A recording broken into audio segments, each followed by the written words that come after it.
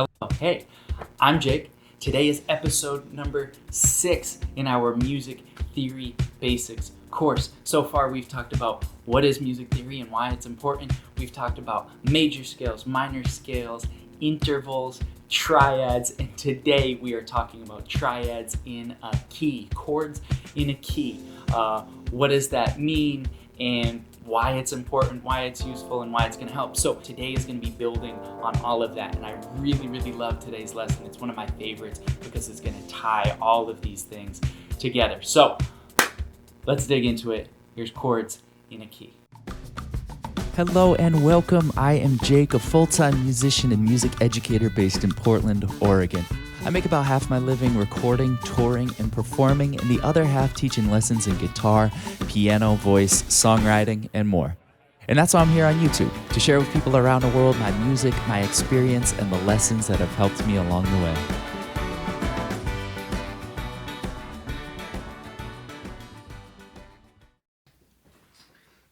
All right, so we're talking about chords in a key.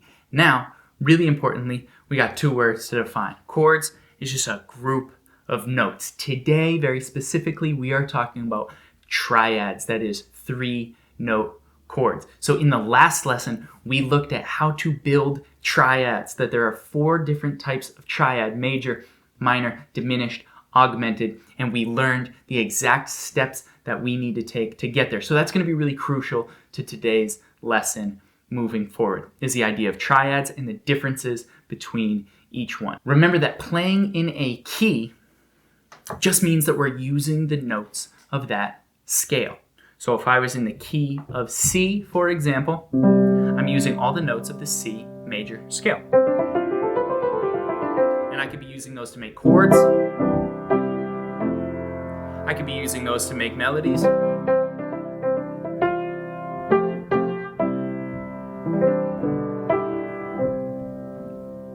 But I'm using those notes in different combinations. Now, if I was in the key of B flat, I would be using the notes from the B flat major scale. And if I was in the key of D minor,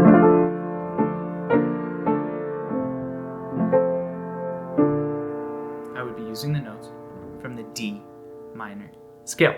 Let's start with our favorite, C major. So remember that the key of C, the first step, is identifying the notes of the key of C. We need to know the notes. So it just so happens that if we were to start on C and we follow our major scale formula that we learned in a previous video, we get all white keys, that is all natural notes. So we're going to start there because it's the easiest to visualize on the piano.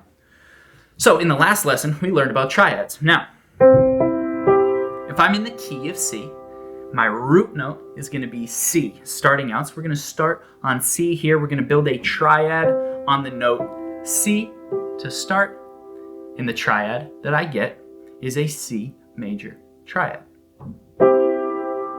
So, again, that's a C major because we have a major third followed by a minor third.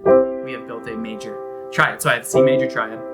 And if I take this up the scale, or up a note, now I'm on D. So here I have D, F, and A.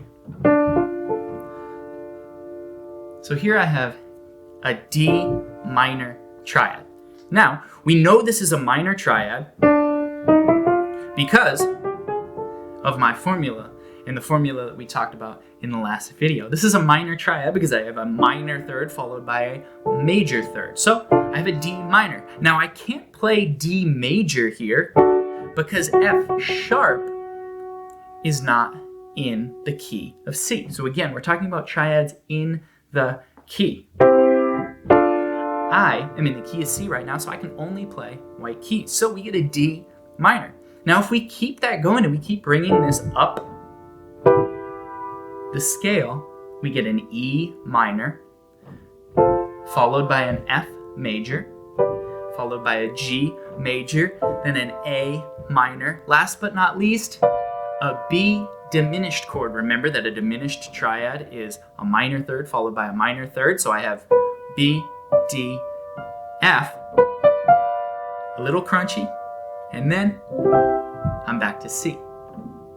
So to recap, all of the notes in the C major scale, when played in triads, I get a C major, D minor, E minor, F major, G major, A minor, B diminished, and I'm back to C. So we have 7 different triads in the key of C. C major, D minor, E minor, F, G, A minor, B diminished. So if I was writing a song, I can take these and I can put them in different combinations.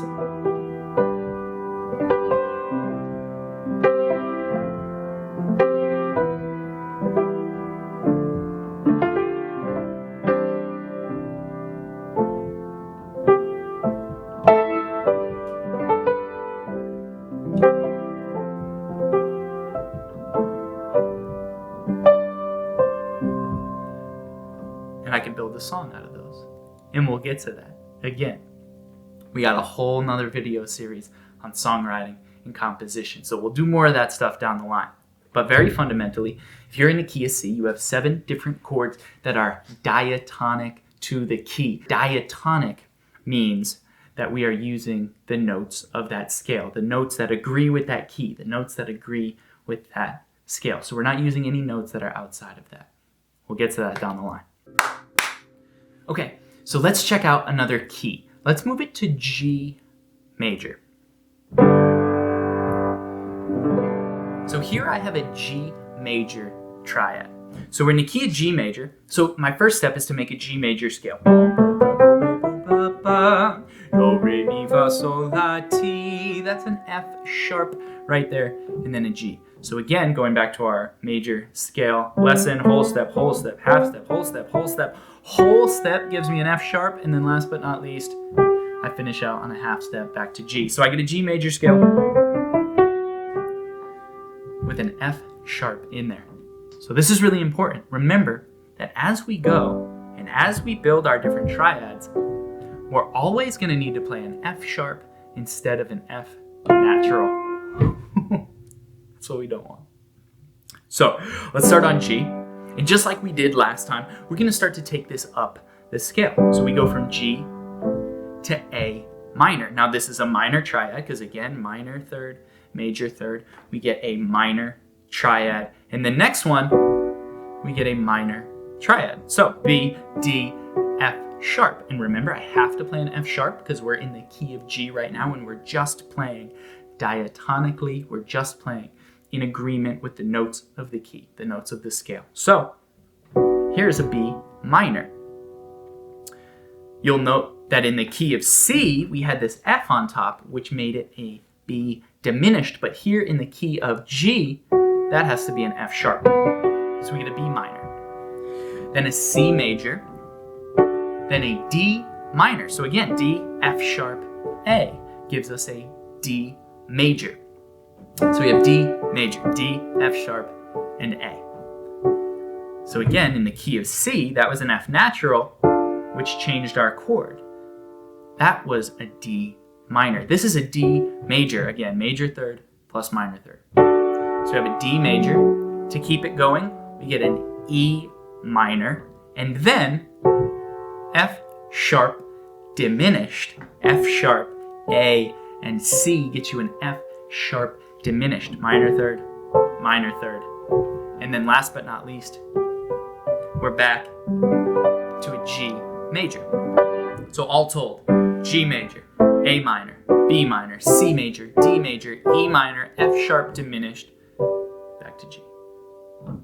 So here's the really cool thing, is that pattern and that sequence right there of major, minor, minor, major, major, minor, diminished was exactly the same from the key of C to the key of G. And if we go to any key, we get major, minor, minor, major, major, minor, diminished. We get that exact same pattern. So we get the same exact pattern for these keys. And they're going to be the same from major key to major key. That pattern of major triad, minor, minor, major, major, minor, diminished is going to be the same from the key of G major, the key of C, the key of D, the key of F sharp, the key of B flat, whatever it is. That pattern is always going to be the same. The first chord is major, second chord is minor, etc. And so this is why we get these Roman numerals. So the Roman numerals are written to indicate the number and the quality. So you have a capital Roman numeral, meaning major. You have a lowercase Roman numeral, meaning minor. If it has a little circle on it, that indicates diminished. And the reason that we would use those is because we could have a chord progression that was in the key of C.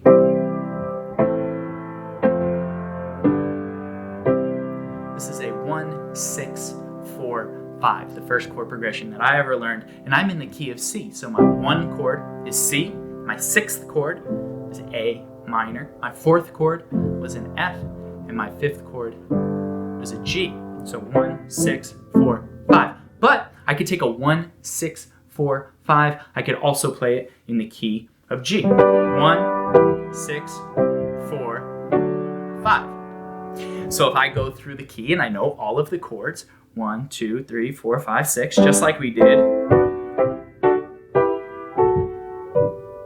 then I know that 1 is G. I know that the 6th chord was E minor, the 4th chord was C, and the 5th chord was D. So more on that stuff later. We'll talk about that. But I did want to address it because it is so common. It allows us to transpose. It allows us to play songs in different keys. But again, more on that later. Okay, so we're back for another episode of Guitar Corner. Here is the aside for all of the guitar players out there. We are talking about chords in a key, more specifically triads in a key. So I will say my recommendation is to learn all of those triads in a key, starting with the key of G and the key of C fundamentally. So like we just talked about, the key of C, C, D minor, E minor, F, G, and A minor, and B diminished. We'll get to those down the line as well, diminished chords. But make sure you have at least those first 6 in your chord vocabulary. So the key of C, the key of G. Now, guitar tends to play toward the sharp side of the circle of fifths. And if you're confused by that, that is just fine. All that means is that guitar tends to play to the keys that use sharps rather than using flats. So whereas the keys of F and B flat, E flat, and A flat start to accumulate more and more flats, guitar, just the way that it's set up, makes it easier to play towards the sharps. Those are the keys of G, D, A, E.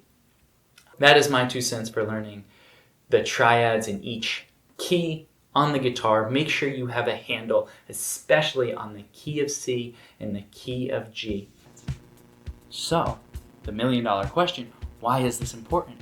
Well, I think it's important for a lot of reasons. Number one, because thinking in a key, again, gets us thinking musically. If we are learning a song and we know the foundation, we know the starting point, it gives us sort of a common vocabulary for the chords that we're going to use, for melodies that we might learn, for a solo that we might play, and if we're playing with other musicians, it helps us align and all be on the same page. And then, once we know those triads, it not only helps us learn songs, but as we'll see, and as I'm really excited to cover, we're going to talk about using those to create songs, to build chord progressions, and to really be creative and compositional with everything that we just learned. As always, if you enjoyed today's video, if you got something out of it, please drop me a like.